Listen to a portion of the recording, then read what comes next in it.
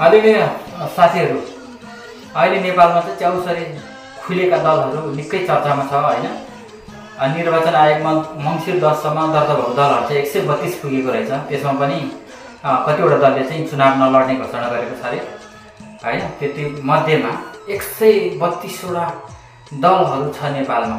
बाफरे, कति धेरै दल हैन।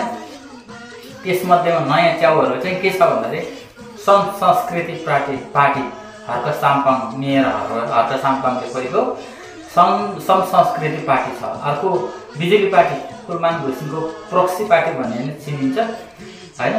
उज्यालो नेपाल नामको उपनाम चाहिँ बिजुली पार्टी पाइसकेको छ। त्यसपछि अर्को हातको यस्तो थमेलको चुनाव चिन्ह भएको अर्को हाम्रो पार्टी दलित लथोइ भन्ने एउटा अभियानले खोलेको हैन।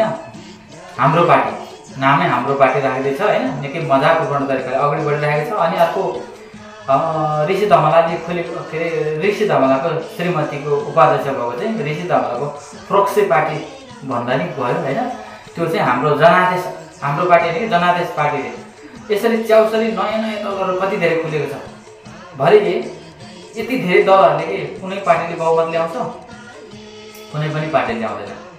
कुनै पनि पार्टीले बहुमत ल्याउन सक्दैन। 46 सालदेखिको परिवर्तन पछिको सरकारहरू यही तरिकाले गर्दा नटिकेको हो। देश यही तरिकाले गर्दा नबनेको हो हैन। कुनै पनि सरकार एक वर्ष 6 महिनामा ढल्ने र बन्ने प्रवृत्ति रहन्छ। यो संसदीय व्यवस्था भइसकेपछि अनि यो व्यवस्था नहटेसम्म, संसदीय व्यवस्था हुनेजेलसम्म कुनै पनि पार्टीले बहुमत ल्याउनै सक्दैन। ल्याउन त ल्याउँथ्यो, ल्याइहाले पनि सरकार चाहिँ नटिक्ने रोग। पहिला ल्याउँथ्यो, टिक्थेन।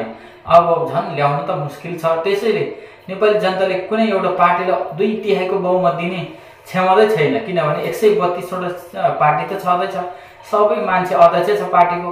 अनि कहाँबाट देशमा हैन एउटा पार्टीको बहुमत आउँछ र एउटै पार्टीको एकल सरकार 5 वर्ष बन्ने टिक्ने खालको सरकार बन्छ?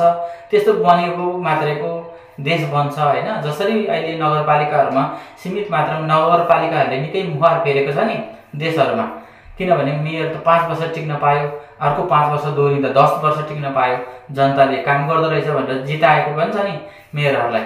हो त्यसरी हाम्रो देशको प्रधानमन्त्री अथवा पार्टीलाई 5 वर्ष टिक्ने खालको बहुमत चाहिँ जनताले दिनु पर्यो कि। जनताले नै अब बाँडिएछ, फुटेछ। अनि कुनै पनि पार्टीले भोट जित्न सक्दैन बहुमत तरिका आउने तरिकाले। त्यहाँबाट कहाँबाट देश बन्छ त?